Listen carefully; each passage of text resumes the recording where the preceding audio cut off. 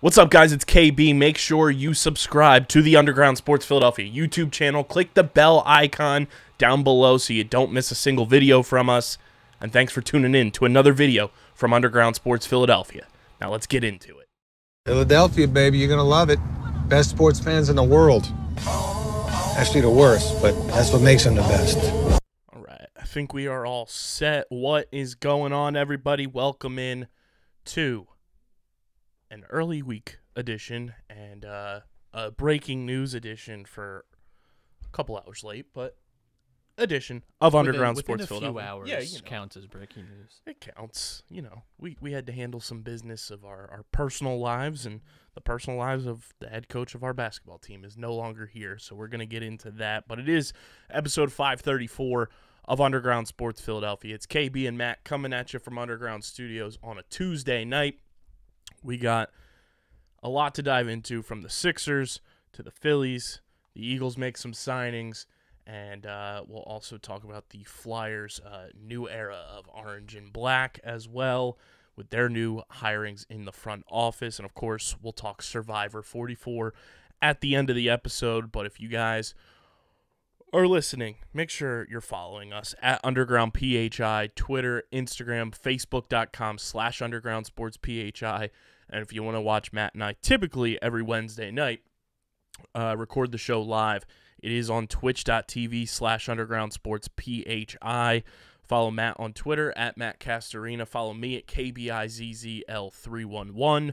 Subscribe to the podcast feed on Apple Podcasts, Spotify, or wherever you decide to consume your podcast from. That's where you get full video episodes of this podcast twice a week, and every podcast on our network, including Matt and Dom with Top Bins, myself and DJ with the Outside the Box podcast, our new F1 show with Casey and Owen Libertor. You get in the whole podcast, streamer season, and a whole bunch more content is on the way over there. YouTube.com/@Underground Sports Philadelphia. Go subscribe to the YouTube channel. We are currently at 458 subscribers, trying to get to 500 by Memorial Day, and then obviously on that road to 1,000 as well. Underground Sports Philadelphia is presented by the City of Vineland, and the City of Vineland Municipal Calendar features city-organized, city-sponsored, and city-affiliated events that are of public interest. The calendar, which is accessible at vinelandcity.org, is a good way for residents and visitors to build awareness, remain engaged with city government, and participate in local events. You can also follow the City of Vineland on social media via their Facebook, Instagram, LinkedIn, and YouTube pages. Through these tools, you can stay connected to the community and get important announcements about programs and services offered by the city. Vineland, New Jersey, where it's always growing season. And big thank you to Main Auto LLC, Security 21 Security Systems, Paul J. Gillespie Incorporated, and the Dental Wellness Center of Vineland for their continued support of this podcast. Matt, what the hell is going on, brother? Living the dream, you know? Ding dong, the Doc is fired. Doc Rivers fired today. Fitting that we had to record early this week, and Doc gets fired on Tuesday after yet again a disappointing end to another Sixers season where they bow out in the second round. It has kind of just become the definition of insanity, and with other coaches getting fired for being more successful in their tenures with their specific teams, it felt inevitable that if the Sixers failed to get out of the second round, Doc would be gone. Yeah, I think also, too, it's interesting because I actually didn't think this was Doc's even worst playoff series. I think actually really the worst one was the Atlanta series. Yeah. I don't think he's been as bad as that since, but I also think that, you know, there was questions about him very early in the season when the Sixers got off to a slow start. You know, it felt like no matter what, we talked about this, whichever team lost the series, I think the head coach probably wasn't returning. It's the easiest, you know, kind of switch to make in all of sports. You know, if you're looking to kind of change the direction, things get stale, you try a new head coach. I don't know that it's going to work. You know, Doc Rivers is not an elite coach. He's a good to great coach. I'm not sure who they're going to get to bring in that is going to be better, because I think the largest problem in this series was your stars not playing like stars, and no one's going to be successful if James Harden is shooting 4 for 19. No one's going to be successful if Joel Embiid is like scared of his own shadow and gets shut down by Al Horford again. You know, that's just the reality of it. You know, I really didn't think Doc did too much wrong in this series. I didn't think that. There was very few times. There was maybe like a few timeout decisions or challenge decisions that I think were questionable. Like those are still the holes in Doc's like coaching pedigree, I think, or like just some of those on the margins decisions are not the best. But listen, like this was a good regular season team, you know, and I think if everyone had been healthy this year, this team could have probably been the number 1 seed in the East, but you had kind of rotating injuries between Maxey, Harden, and Embiid all throughout the season. He gets fired, and I feel like, you know, he's the one that's going to, you know, get a little bit of the blame, and I'm not upset at Doc being fired. I was never a fan of his hiring to begin with, but I actually think, like, he, on the list of people to be blamed for this series loss, is, like, not in the top 5. I don't think it's really as much on him, but I also think, yeah, it's hard when you failed 3 years in a row now to get out of the second round. It is hard to keep your job that way. 4 out of the last 5 years. Right. It, you know, dates back to Brett, obviously, but it's just an organizational thing where there's just no sense of, you know, we got to stop being complacent, and we got to, you know, kind of put our chips where they belong, and it just seems like they continue to but they have done that. That's the frustrating thing, is like it's not like the Sixers have been like they have non-aggressive. Like they've traded pieces, we don't have picks, like we have like gone out, you know, we like convinced James to take like a smaller deal so we could go get PJ Tucker, D'Anthony Melton, like McDaniels, all these guys. Like we've done that, we've played that game, you know, already, where it's like we're gonna push the chips in and we're gonna get these guys, and it hasn't worked. And again, like part of it too is like I think in the Embiid discourse we have lost the sight that he was playing on still like a pretty bad injury. You know, I'm not gonna make excuses for him, because like this is like a trend now with Embiid in the playoffs where he underperforms. He just does. Like we have to just admit that. Like he's never had a dominant second round series. He's had some good first round series where he's been able to kind of feast on guys. He had a good like Atlanta series. That was also Atlanta, a team that we should have beaten. I'll never get over. That was the real turning point, I think, in this entire franchise history was 2021. But he just has, for whatever reason, and I think it's always hard for like a big man to dominate in the playoffs. Like it's why Jokic is like a special player, and Giannis too. Like it's uncommon for guys in those positions to take over that way, and those guys do that. Like Jokic is having the insane playoffs. Giannis, when they won a championship, was like putting up big numbers, and Embiid has not done that. Like sure, defensively he definitely had an impact this series. Like there's no debate about that. Like he definitely, you know, part of the reason I think he gets injuries in the playoffs so more often, even though they're a lot of times freak injuries, is because he's playing so much harder on both ends of the floor. Like he's not going to expend that energy, you know, in February, right, to play as aggressively defensively as he does. So he is impactful, but like did not at any point look like an MVP, even pre-injury against the Brooklyn series. And admittedly, you know, they were double teaming him a lot. They're trying their best to sort of limit his impact, and that worked. If you're an MVP, you have to make that not work. Like that's just, you saw in Game 7, two stars of their teams do completely opposite things. Jason Tatum, even though he had a dog shit series, played terribly for, 4/5 of this series. Jason Tatum was terrible, shooting them out of the game a lot of times. They probably win this series in 5 if Jason Tatum is having like better performances, right? And part of that too is Doc's system, and part of that too is like the guys that we brought in this year that we pushed in to try and like compete with some of these athletic wings in the East, and they were able to limit Jason Tatum's to like really crappy first half shooting nights, but he took over in Game 7. He had 50 points. Took over in Game 6 when you should have won in Game 6. Right, in the fourth quarter of Game 6 when he had a terrible first 3 quarters, and he comes in the fourth quarter and he wins in the game. And like Joel Embiid has never done that.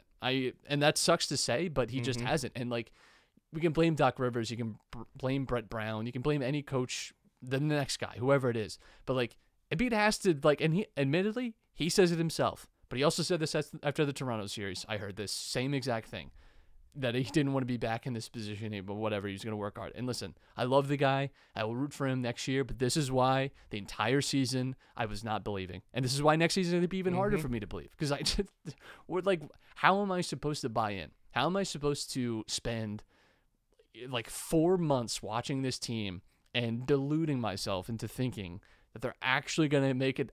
I'm not asking them to win a title here. Right. I'm asking them to get to a Prove that conference you can finals. get out of the second round. Like, you're not, but you will never be a finals contender to me if you can't even. They've never beaten a good team in the playoffs ever.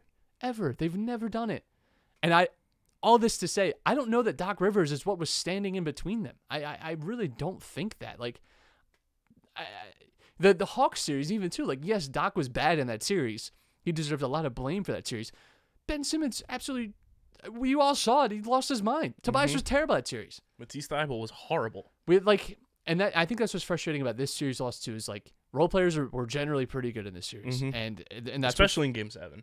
And that's what's frustrating. You know, like if you told me before at 3:00 on Sunday, PJ Tucker's gonna have 11 points in the first quarter, I'd be like, we are winning that game then. Like that's like if he's hitting shots and we never got back into it in the second half.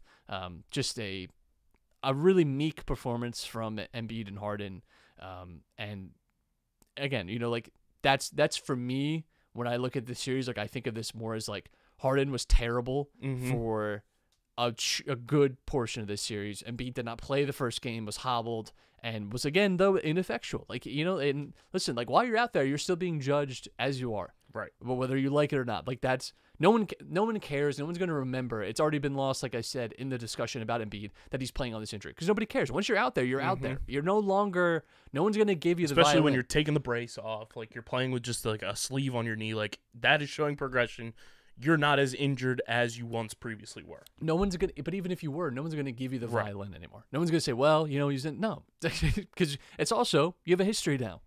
Like this is what this team is known for, and I think too it's going to become a mental thing. I really do. I think it already probably was, but I don't see how this doesn't have like a psychological effect for them, and I don't think they can overcome that. I think that's.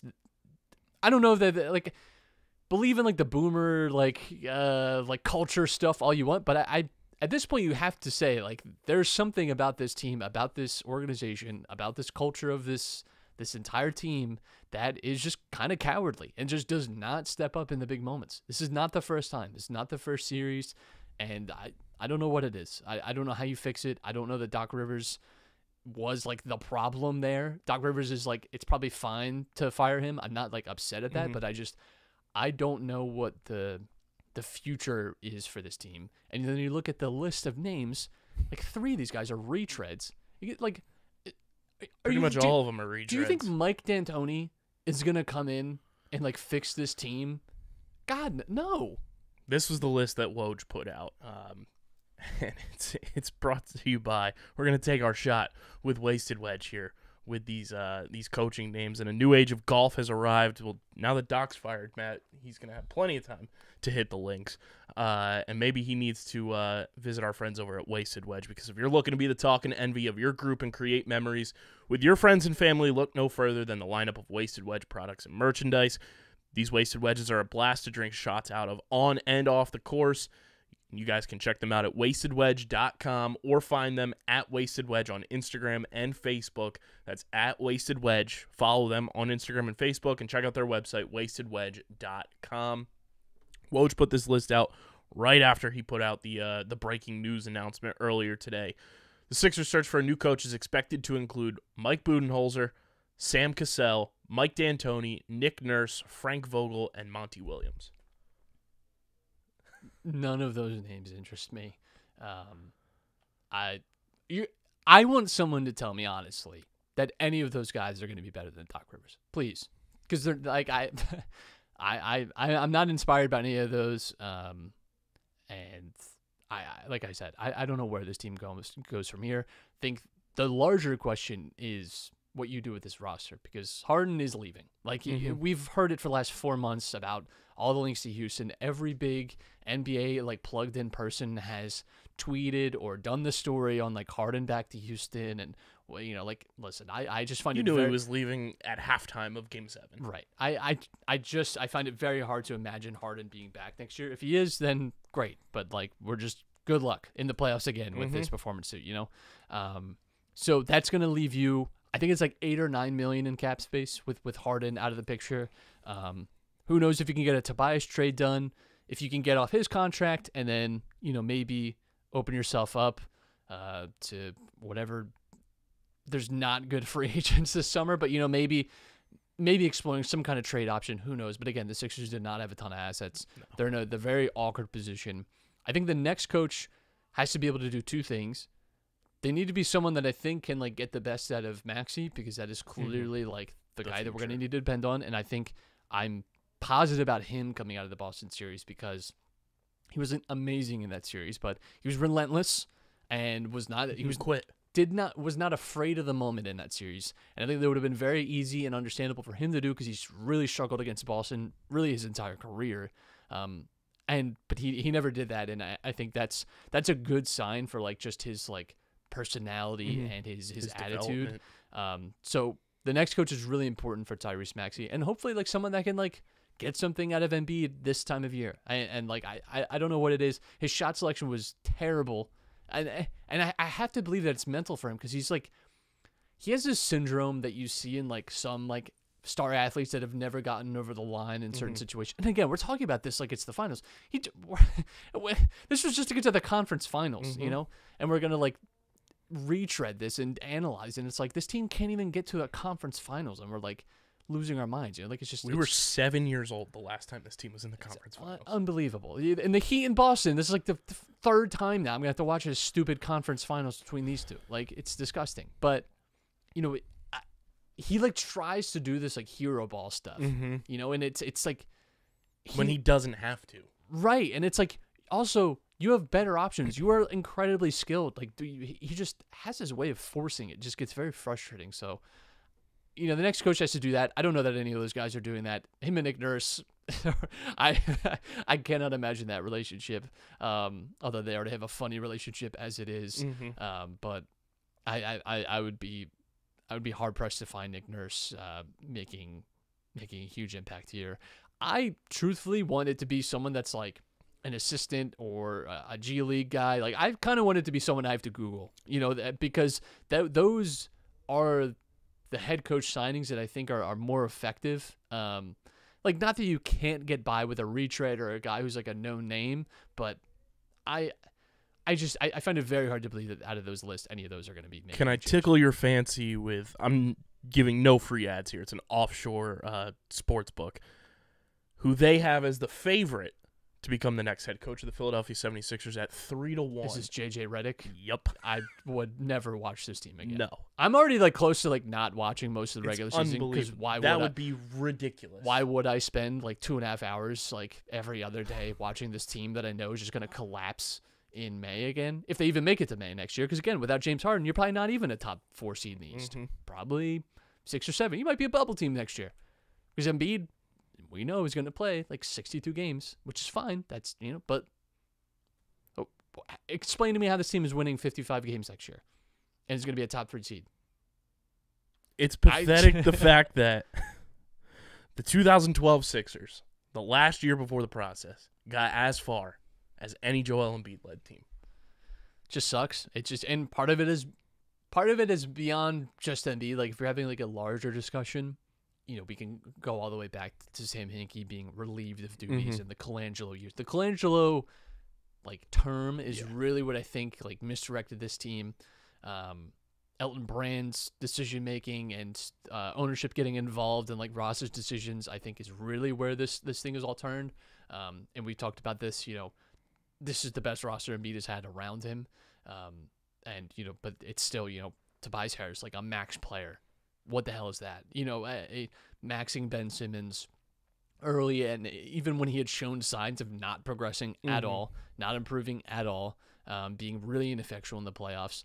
Whatever happened with Jimmy Butler, no idea, but it's going to be so sick to watch him in the conference finals again. That's an awesome feeling. So it's like I said, it's really frustrating. I'll say this though, I'm not nearly as defeated as I was after Atlanta. Even though I feel this was also a great opportunity for the Sixers to go to finals. And that's because they've just been so worn down by this team. It's just, it's exhausting at this point. Every year is just the same story where they have this up and down regular season. They have these good moments. There's usually a good individual story. It's Embiid's MVP the last 2 years. And you kind of get bought back in, because they're a top seed in the East. And like it's kind of breaking their way, and it's just they fall flat, and it's a really hard job being a Sixers fan, but God bless us. And I think with Doc too, like while he wasn't like the biggest issue with this series, like you kind of have to look at his general resume of postseason lack of success, and where year in and year out, from the time he was with the Clippers to his 3 years with the Sixers, 3-1, 3-2 leads were just his bane of existence. Yeah, I mean, it's anytime you hear like a stat, if you're like reading an article or something or listening to a podcast, you're like, yeah, this has only happened so many, like Doc Rivers has blown 3-1 leads, and the 3-2 I think against the Celtics is like, it's bad, but it's also like when the individual players are missing wide open shots, it is just hard for me to blame a coach there. Like it just is. Like they shot like 20-something% in Game 6 from like how is that Doc Rivers' fault? He's getting them open shots. Like I don't know. I when like Harden and Embiid like just lose it and can't play, and Harden like there's that turning moment in Game 7 too where he has that flagrant and that like could be like a sliding doors moment, maybe like the momentum really shifts. Like both home crowds were ready to throw in the towel. Like that's what's hilarious about the series too, is like both home crowds were so ready to turn on their teams. If we had won, I guarantee you Celtics fans would be saying right now that Jason Tatum is dog shit, and that he does this. He's got terrible shot selection. He's a selfish player. He thinks he's Kobe. Like I'm telling you, they'd be saying the same exact dumb shit that they shouldn't be bringing Jalen back. Joe Mazzulla's got to go. Whatever. And like both of these teams were in such like similar positions, and it's again the Sixers' chance to. It's unbelievable that we fell the second round again, but. At least we're consistent. I don't know if it's too early to beg this question, but is this like the beginning of the hot seat for Daryl? I probably should be, but like I actually think Daryl like brought in like good pieces. I think this was his best offseason. This was definitely his best offseason, but if he hires like Mike D'Antoni, it's like, all right, like do you have like any new ideas? Right. Like this is like Daryl Morey is right now like a director who's had like a hit movie. Yep. And it's like, all right, we're waiting for the next project. And it's like the next movie that comes out is like, that was good, but it was a lot like your first movie. He's literally like Fast and Furious. Right. Like it's, we'd like to see something a little more original, something that you like worked on separately from this. So who knows? The Sixers are just the Hobbs and Shaw of Daryl's Rockets tenure. It's hard for me to like Daryl Morey because he just seems like an insufferable person personally. Like he just seems, I don't know, like a weird crypto freak, and like I think we've forgotten that this team has been really unlikable over the last few years too. And and it's like it's so hard for me. It's so hard for me to imagine myself sitting here in November like excited about the Sixers. It just is, and I think that's what sucks too. Is like spent a lot of years like watching this team, caring about this team, talking about this team, and just every year it's like, what am I doing this for? Like I had that moment this year where it's like, what am I doing? Like why am I like sitting here and like watching this team? No, like just knowing that this is what it's going to lead to. And like, why should I care? Why should I care? Why should I be invested? They don't give you a reason to care, unlike the three teams that we have seen, recent and perennial success from in this city, from the Eagles, the most recent run for the Phillies, and the Philadelphia Union. Like, they give you something to be excited about or like get geared up for. There's constant big free agent signings, or they're just the epitome of consistency with the Union. Like, these teams give you something to get behind, and the Sixers just have not done that. Yeah, and I think it's weird because they've been consistent in the sense that, like, they've done what the opposite of what we wanted the process to do. Like, we are in the weird mixed zone that you theoretically tank to get out of, where you're this good regular season team, be like maybe a top seed, maybe like a middle seed type of team. You're in the first, second rounds, but you're never really a finals contender. And we went through those years of tanking and got Joel Embiid out of it just to be back with like Drew Holiday and the bunch. Like it's just it's unbelievable. It's unbelievable that we find ourselves back at square one. It feels like, and I think that's, and we got the goddamn draft lottery tonight, and that used to be my favorite night of the year. And it's like, it just makes me wish that maybe I wish that this was my Game 7 tonight. I wish that at 8:30, I could be like thinking about and diving deep into like who it is we're don't even have a pick swap to look forward to. Right. It's just, what are we gonna do? Sixers go 154-82 in 3 seasons under Doc Rivers. Kyle Neubeck tweeted Doc's like parting statement. I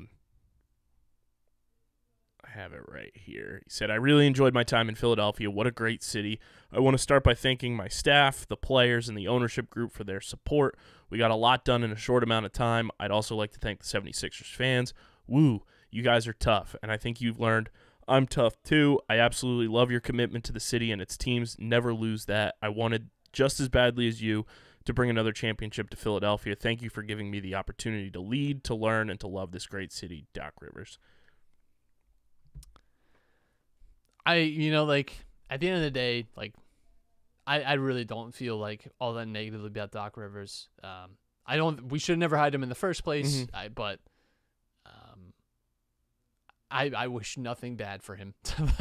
And he'll he'll get a nice payout and get to like hang out and probably get some other job. Like he will definitely get another job. He'll get another shot somewhere. I don't know.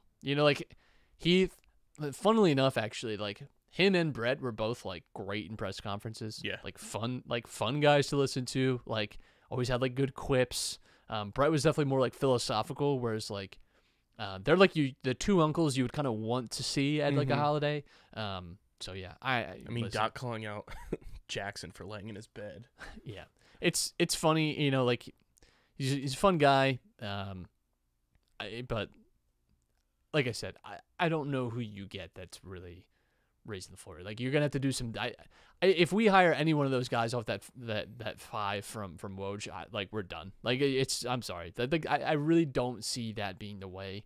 I think if you really want to give it one more shot, I think you have to do your homework, and you have to have someone somewhere that is like the next guy. That can take you places. Like, explain to me how Joe Mazzulla is like the 4th choice for the Celtics.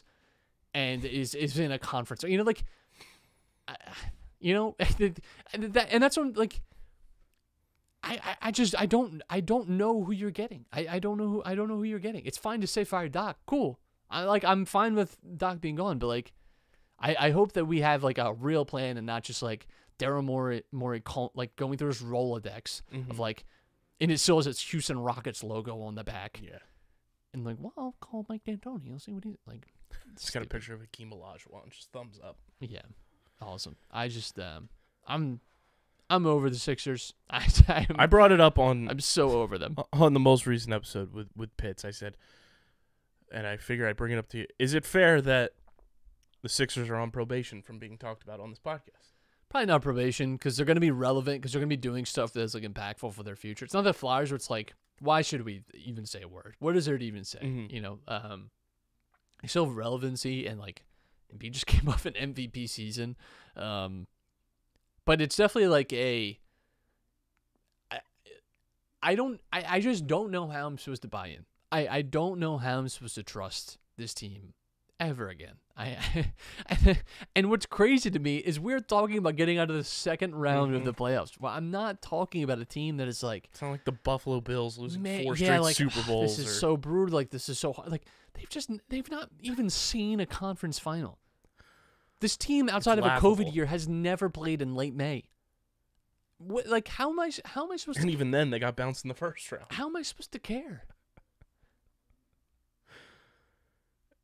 So what's funny too is the Hawks series, I'm pretty sure it was on Father's Day. Was the Game 7 there, and so they're at least consistent and equal in that they've ruined Father's and Mother's Day. So I do appreciate that. I do appreciate that they're not.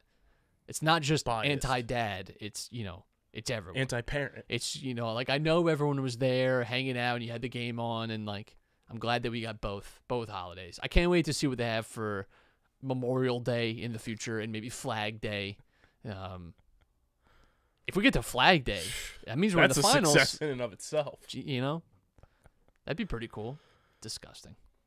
I mean, it begs two questions too. Like, one, I think the just like organizational rot and like the character of this team, it starts from the top up with the ownership group. Like, you have this ownership group who we clearly have known since they bought the team do not give a shit about just the overall like success. They see like the regular season success. They see, oh, we're a top 3 team in the East.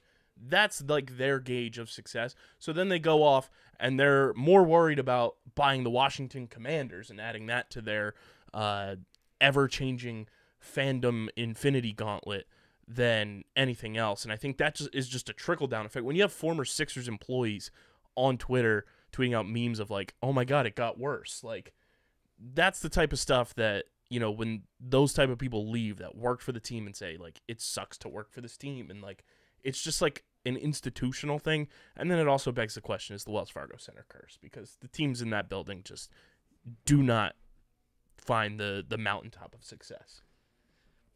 Who knows? I think there's a lot of problems with the Sixers. There's a lot of problem with the Flyers.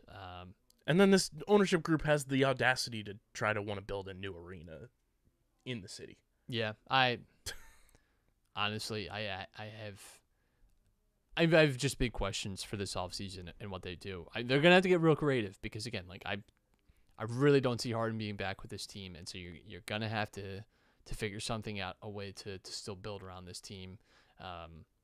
Even if look, it could even mean Maxi's gone. Like, you know, like you could theoretically see Maxi go and we bring in like a second star again with Embiid and just see like know that we only have like a year, 2 years with Embiid and just take a swing on someone and hope that we get somewhere, you know? Like, that's also a reality, is that Maxi's gone this summer, and that you bring in another guy to try and get Embiid over the line. But all in all, it sucks. Yeah, it's just not. It's not fun. It sucks to be here again, second round, another Game 7. That just absolutely kills you. Now, obviously, there's 4 teams left. 3 of them we have full-blown disdain for, and then the other team is the Lakers. I don't really hate the Nuggets. I could care less. I don't want to see either Miami or Boston. Honestly, I would not care if the Lakers won. I would not care if the Denver won. I really wouldn't care. I am in the boat of rooting for the Lakers. I wouldn't mind seeing LeBron get another ring. Like I said, I truly don't care. I'm checked out. I don't care what happens to these people. You know, I'll say this, like, I got this way at the end of like Brady's career as well, where it's like, yeah, honestly, you know, like, I wouldn't mind seeing Brady win again. Mm-hmm. Like, you know why? Because I'll just get to say that I watched unequivocally the best ever. You know, and it's always going to be hard for like LeBron to overtake Jordan in that regard. But like, yeah, you know what? Another ring for him. Cool. That'd be cool. Like, I'd like to see that, I guess. I wouldn't want to like deal with all the Lakers fans, obviously. I think that's why most people don't want to even imagine them winning, but I really wouldn't care. I wouldn't care if Denver won, because you know what? They've done it the right way. Like, you know, like it's not a huge market, and they've built around a guy they picked in the second round that became a 2-time MVP and leads them to a championship, probably a finals MVP. And they've just built smartly. They've been aggressive, and well, look at that. When you build around your star and like don't waste time doing dumb shit, it works out. Who knew? That's crazy. What a concept. When you get guys that fit around his strengths, that's insane. It's insane how that works. It's just anyone but Miami or Boston. Please. Like, Boston needs another win. Christ. And by the way, Celtics fans, the biggest diaper fillers I've ever listened to in my life. These people complaining. They've been in the conference finals. The Celtics alone have been in the conference finals more over the last 15 years than any Philly sports team combined. Like, shut up. Like, they love to do this like dual thing where they bathe in like being the most successful sports town of this century. Like, nobody has it tougher than being a Boston having fan. This inferiority fucking complex that is so exhausting to listen to. Like, woe is you that you don't like Jason Tatum's shot selection as he scores 50 in a fucking Game 7, sitting in the goddamn conference finals again. Jesus Christ. It's really fucking tough for you guys. That's so hard. You won 6 Super Bowls. God damn. It is exhausting. These people, like, no self-awareness. You won 2 World Series in 5 years. Unbelievable. Unbelievable. You've won everything. Jesus. I'm glad the Bruins lost. You deserve it. You deserve it. Welcome to reality. It must suck real bad to get disappointed in the playoffs. Sorry your historically point-breaking, record-breaking team lost in the first round. Boo fucking who. Welcome to being a sports fan. Sorry you've lived such a charmed life where you have, on average, a championship every 2 years in Boston. God damn. Exhausting. Bunch of losers, including that kid that always has the fucking sign at their parades. Oh, you've been doing... Yeah. I'm 16 and I've seen 27 championships in my lifetime. Hope something bad happens to him. Loser. Just kidding. I hope nothing bad happens to him. But it's just exhausting. It's exhausting to listen to. These think pieces before Game 7 about what does this mean? It fucking means sorry you didn't go to the conference finals 4 straight years. Sorry. Sorry. Oh, it's the worst. Let's shift gears from the NBA to the baseball diamond. The Phillies out west. They win the series against Colorado. Matt, the first series win in Colorado in a decade. That is just one of the weirdest stats I've seen regarding this Phillies team, is that they just couldn't win in Colorado. It was a house of horrors for them. It's brought to you by our amazing merch partners at PHI Apparel Company, who provide unique designs and high-quality clothing for the great fans of Philly. And with their original designs for all, there's no doubt you'll stand out in the crowd. I got the Philly Dog shirt on right now. If you're watching on YouTube, go cop that thing. They've got fantastic Phillies, Eagles, across-the-board merch. I'm sure nobody wants to buy Sixers merch right now, but they have that as well.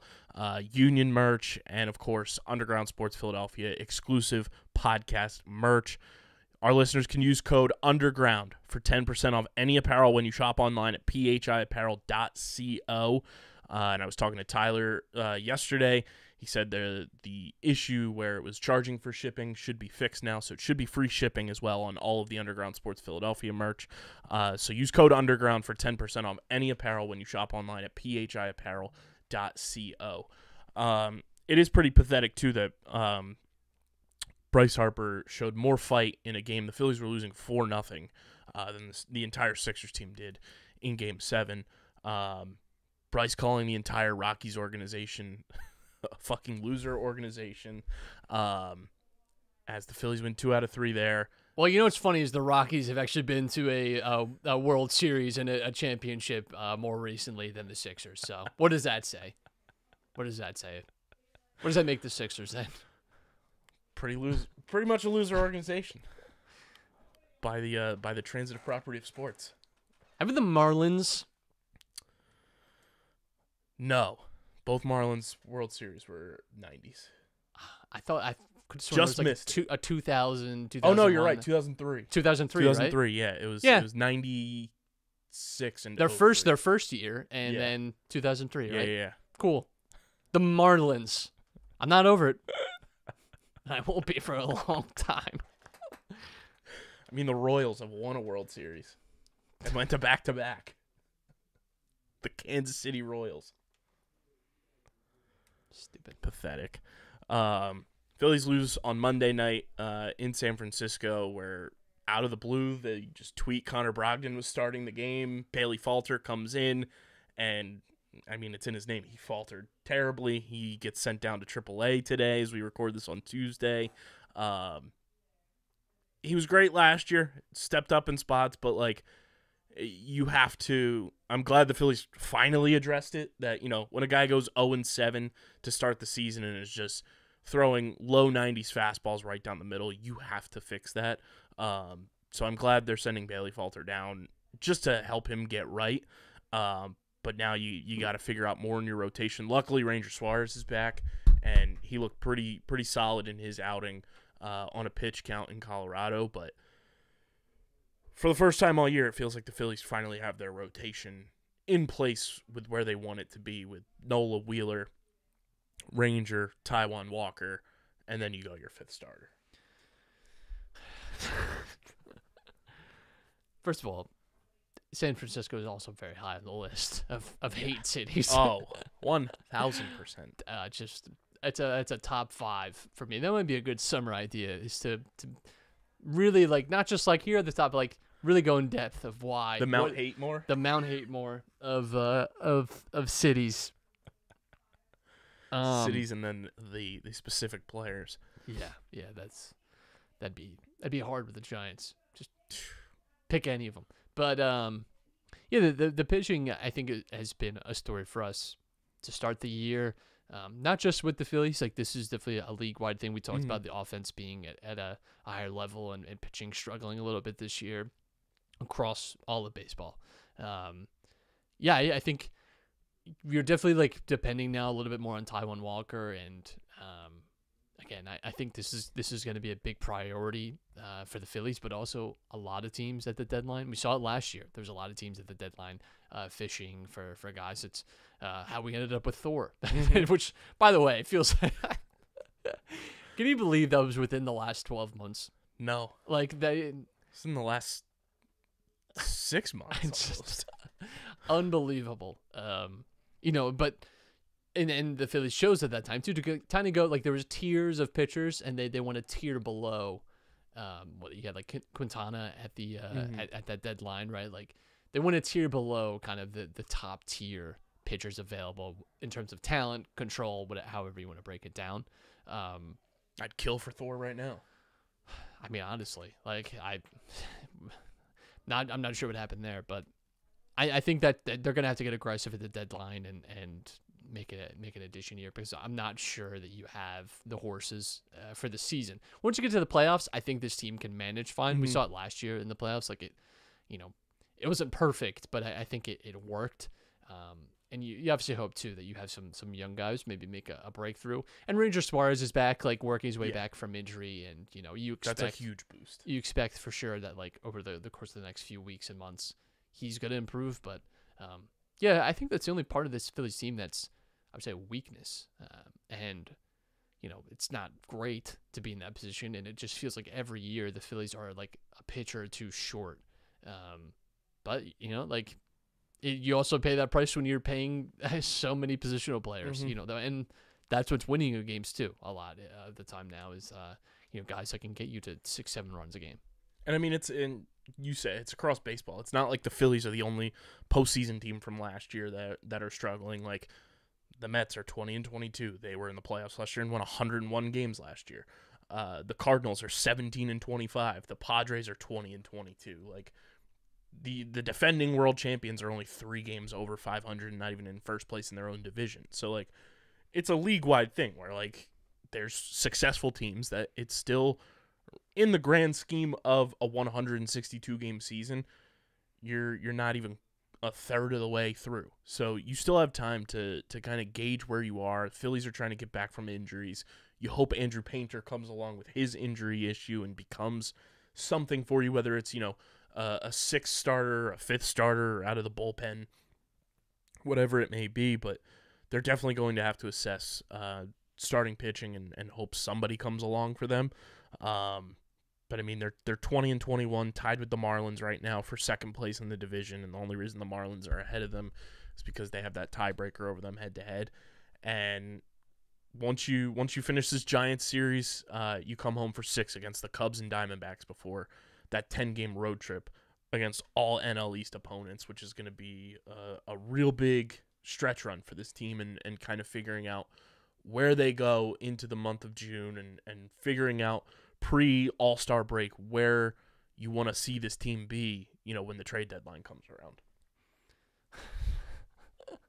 I can't believe this summer we're going to have to like litigate the Sixers and then also like deal with the Phillies. And the Phillies are hilarious in that, like, they're like, and everyone has a friend like this that has like a brand new car, and it takes like 3 vacations a year, yet is constantly texting the group chat about how broke they are, and like You have Bryce Harper, and you're complaining like that you don't have the money, or that I don't know how this happened. Like a little behind on rent. It's like, how?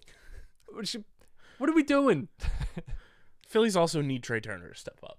Did you buy you bought a Tesla? Am I supposed and you With needed the self-park feature. And you didn't pay your electric bill. I don't know what to tell you. They are the drill tweet of spending $3,200 on candles and their family is starving.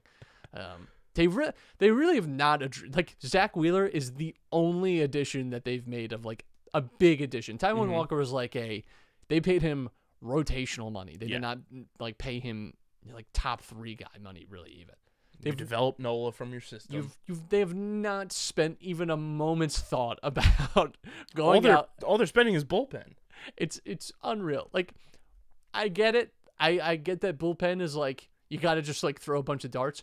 How have we not once just thrown a bag at someone? I know that it can be scary and then the cliff can be steep, but See Patrick Corbin. I just thank God we avoided that disaster. Talk about sliding doors moment.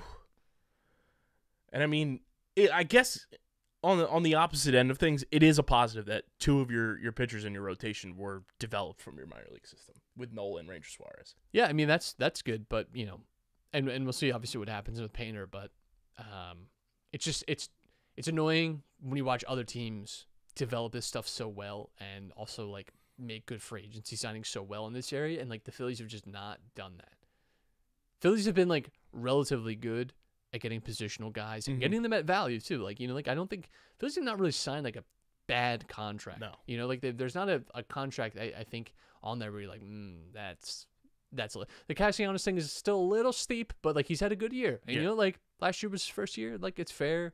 Maybe he's a little first positive defensive rating in his career right now. Right. Maybe that works out. But even then it's not wow, that's a terrible contract. Right. It's just not a great contract. And again, right? he hasn't really played the position that he was brought here to play in the first place. Because Bryce Harper's been incapable of throwing a baseball for 10 months now. Unbelievable. So we'll see what happens as this San Francisco series continues. And Phillies just got to be better on the road, and they need Trey Turner to step up and be the Trey Turner that they gave $300 million to. 700 OPS isn't going to cut it when you're Trey Turner. Yeah, definitely need a little more out of him.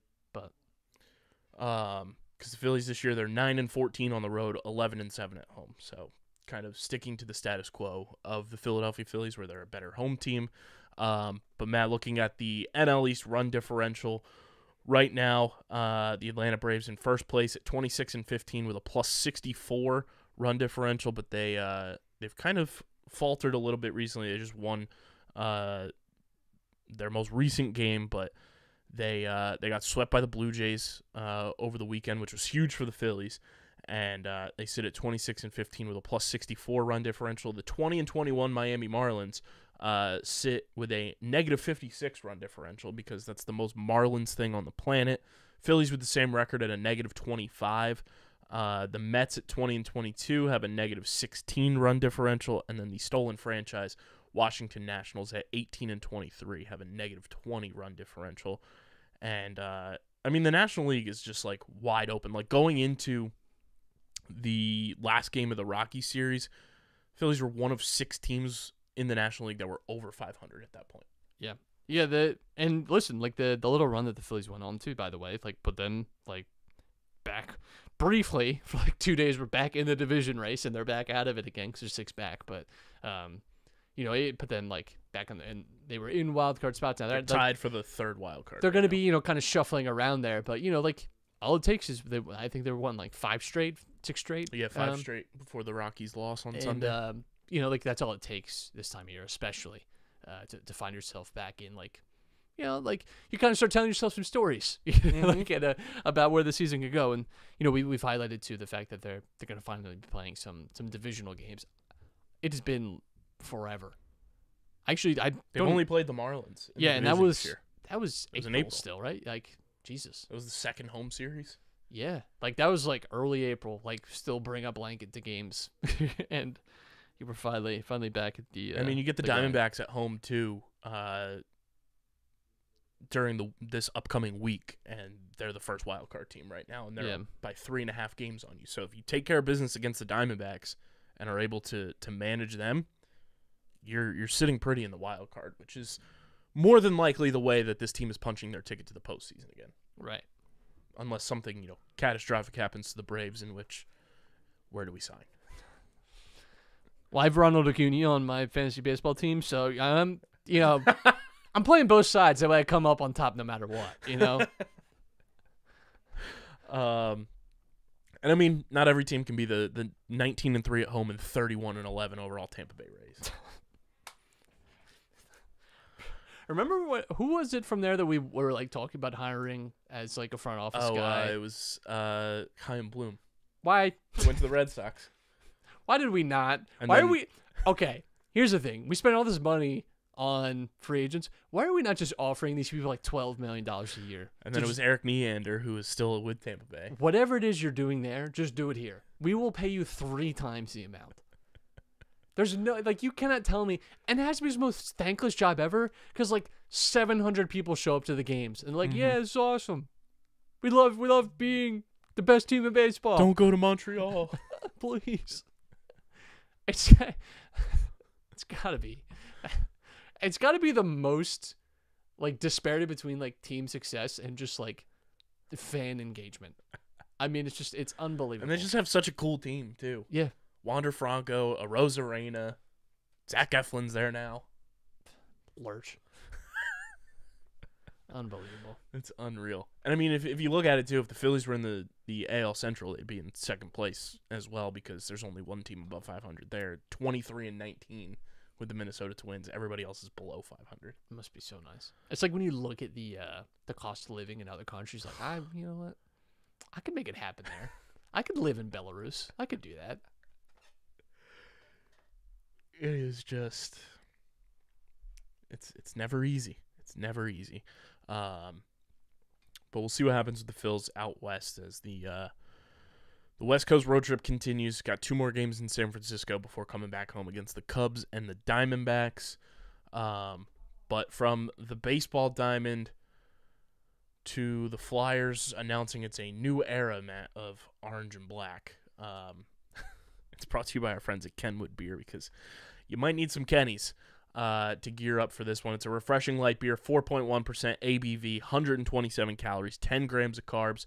Go to kenwoodbeer.com and use the Kenny tracker to see who has Kenwood Beer on tap in the Philadelphia area. You can buy it at your local Philadelphia area liquor store. When the Flyers are in season, you can get it at the Wells Fargo Center with the big Kennies. Or if you're in Eastern Pennsylvania, your local Whole Foods. Light body, light calories, plenty of flavor, the best light beer on the planet. Must be 21 or older to do so. And, of course, please drink responsibly.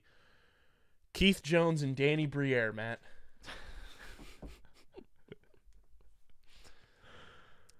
It's like... It's Groundhog Day. It's like the kids you knew in high school starting a business.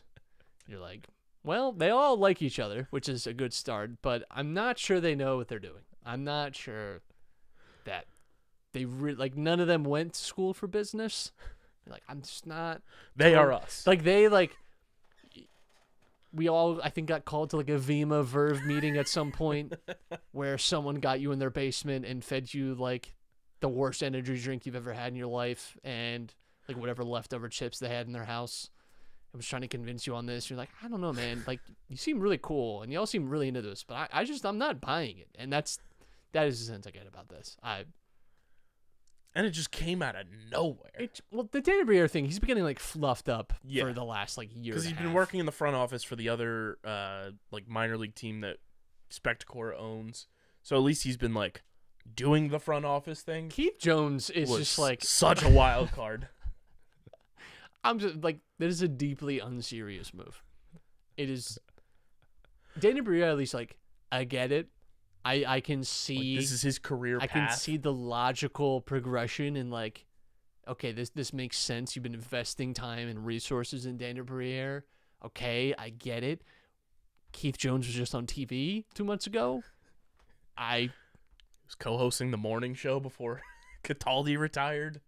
I And like, don't get me wrong, I like Keith Jones, like the person. He's hilarious. He seems like a nice guy. I just don't like. I'm not sure that he's qualified for that. It was just such a weird move. It's always like too like, and it happens more with coaches. Like, listen, it worked for Steve Kerr, right? And I guarantee you, I will almost bet my entire life that someone in the Flyers front office, who probably like pays attention tangentially to basketball, is like, well, it worked for Steve Kerr and the Warriors, and like we could be that, but with front office people. You get the TV guy. It's not. I find it very hard to believe this is gonna work. I think our embargo on Flyers talk is gonna continue. I think they're sending us an early smoke signal to just not take this team seriously. They also hired 3 other people to be part of the front office. They're calling it like a triumvirate. I think. Let's just call it a hive mind, guys. It's just this does not work well. I don't see. Name me another time in sports history where like it was a group of people making like high level decisions, and it works, because it just doesn't. You can have like people that consult, but ultimately it's got to be like a person making that choice, and I who knows? I think the one tiny sliver of like shining bright light on this is that Dave Scott's gone, and I think that's going to at least help with the management aspect, from the Comcast Spectacor side of things. From everybody I've talked to that's like around or adjacent to the Flyers seem to, and this is like people that don't work for the team, they just like cover the team. This Daniel Hilferty guy, he apparently is like it's a positive in terms of the Comcast Spectacor zeitgeist. But by the way, Spectacor, absolutely terrible name. It sounds like a generic evil corporation from like a 2004 horror movie. It sounds like the syndicate that the villain from The Incredibles is part of. It sounds like that. It sounds like something from like Resident Evil. Syndrome and Spectacor. The Spectacor drug. The Spectacor implant. It turned people into fucking zombies. And I think this whole process too of the hiring of Keith Jones and Daniel Briere is not aided by the fact that the Flyers got the 7th pick in the lottery. So because they were circling the drain, and then just like stopped. And the Flyers are the kings of being terrible all year and ending up with an absolutely like abomination of a pick every year. They're the Washington Wizards of hockey, because they're always bad, but they're never bad enough. They're never bad enough, and they never make the right decisions about the future of the team. That has been their path for the last like 10 years now. Has been they've always just kind of sucked, and have never want to admit that they suck, and are always like, oh, like we're gonna be aggressive at the trade deadline. Watch out for us. We're gonna get Kyle Kuzma and Kristaps Porzingis, and we're gonna be good this year. We are the 10th pick in the draft. You are no man's land. You were getting nowhere with that. So it's tough. It is tough. And I mean, the only other takeaway I had from it too is that they finally, in a team addressed statement from one of the front office people, is the word rebuild was used, which I feel like that is the one word the Flyers as a whole have tried to dance around for the last decade. I'll believe it when I see it. 100%. But I feel like that was like one of those things that they were like, you can't say rebuild. Can't say it. Well, not allowed to say that. I wonder if the empty seats this year and the takeovers by like divisional rivals is maybe, but I mean even then they don't care because the tickets are being sold. So very true. The last segment here, Survivor 44, brought to you by Tomahawk Shades, the best small batch eyewear in the game. They've been repping with us since 2020. Sunglasses, blue light glasses, ski goggles, prescription lenses. Tyson Apostle, part of the Tomahawk family.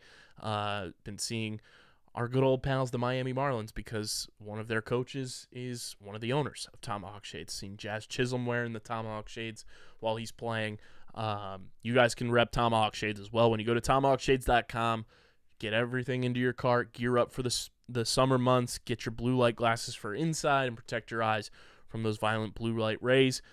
Use code USP at checkout for 25% off your order at TomahawkShades.com. That's TomahawkShades.com. Code USP for 25% off your order. And Matt, I wanted to put my Tomahawk Shades on during Tribal Council last week because our guy, Danny, voted out at the last Tribal Council.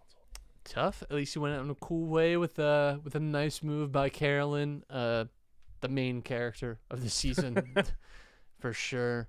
She had a great play, and she did what I like. What I like from players: don't tell anyone about your idol. Mm-hmm. Don't say a word. Genuinely forgot she had it. Be honest, me too. And I love that she clearly had not told anyone. Like, Carson was shocked. She'd hit it from her closest allies, which, you know what? Cool. Like, you know, it's been tough in the last few seasons because a lot of times you get these advantages, you like lose a vote. So you kind of have to confide in someone, you know, especially like a close ally. Like, listen, like, we need to like do something about the numbers because I don't have a vote. So I think it's great. I love that she did that. I love that it's a big moment for her. I do worry that maybe, you know, people maybe pay attention to that, but it's a big move. And, you know, she is also like, this is not the first time she picks up on this stuff. Mm-hmm. Like she's like not just like a fun character and like a fun person, but like she's like good at this game. Like she picked up on like, she knew that Carson was on the chopping block. She's like, the player that is lurking in the shadows and like she's watching the game within the game. She's way more intuitive than I think people there give her credit for.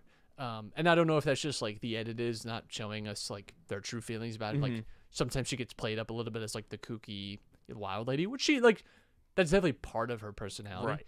But I think she's genuinely like, she's not just like fun and entertaining. I think she's genuinely good at the game. Like I think she's very good at reading people. Mm-hmm. Like I think she really is. She's maybe not as like theory like Carson is, like where he's like really like thinking like, not that she's not on like a capable, but like he seems like more intricate thinking. Whereas like feels like Carolyn just has great life experience. And when you consider what she's endured through her life and what she's like been through, and then also what she does now, like, yeah, you know, like you do learn to read people. You do learn, you do learn to like know when someone's BSing you, or know like people, like be able to read people's intentions or their attitudes, or like read their emotions, read their body language. Like she's good. Like she gets this stuff. So she's fun to watch.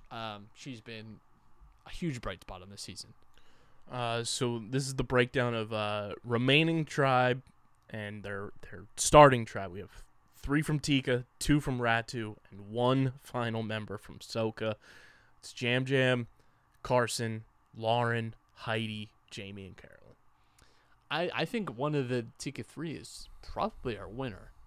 But I've been off on the winner call, so who really knows? But if I had to pick, it's one of those 3. I don't know who. It's always hard to tell sometimes too, like how people actually feel about them. Like it doesn't. Sometimes the last few years, until we've gotten the final tribal, has not been apparent that like, oh, they did not respect their game at all, or they did not think that they were like that good, or whatever. Like they had a different opinion than we did. So I do wonder if we get something like that, but it does, like, it seems like James M's really well liked, and people are recognize that he's a threat. He's gotten votes. Like Carson was like on the chopping block this past week, and people recognize that he's smart and that he's like strategic, and that these 3 people have like a good handle on the game. And I don't know that people respect Carolyn's game, but I think if she makes it to a final tribal, she can give a good account of herself. And it does. Also, I'll say this too, like her and Franny had a great connection. I think Franny recognized that she was a good player, not just like Franny was like interested in learning from her as a person. I think Franny recognized that there was a good player in there, and like that seems like Franny seems like the type of person that would be sitting at Ponderosa advocating for another player, and it could be like it seems like that. I don't know that like people like Lauren or Heidi are out of it. I know I've said this, and this is like the kiss of death, and really it's the exact opposite. It's the kiss of being a millionaire. I don't see Jamie winning, but I've said this about survivors in the past few seasons, and like it's always been that person wins. So congrats, Jamie, I guess. But I I don't think people. I genuinely. I don't think people see her as a threat, and I don't think people like her idol story. I think was like a illustration of like people maybe not taking her seriously, and just be like, Jamie, like nice lie, nice attempt. You're playing the game. Nice, good for you. I think that's people's attitude towards her, and we just haven't seen much outside of that, but. It does feel like the Tika 3 are like dominating this part of the game. And listen, like right now, they're in with a shot. So yeah, and I mean, if you're Lauren, Heidi, and Jamie, like you now can go together, and then you split things, and then it's pure chaos with 6 people, and then you just gotta hope one of those 3 win immunity. If you want to take out any of the Tika 3. Danny becomes the 3rd longest tenured winner of our picks. Got past James. Still haven't found our winner yet, Matt. No, but you know what? I'll say this. When you're just cold picking off of 20 names and headshots, I gotta say. The fact that we've gone 4... Getting to the merge. We've gone 4 for 4 of getting to the merge at the bare minimum.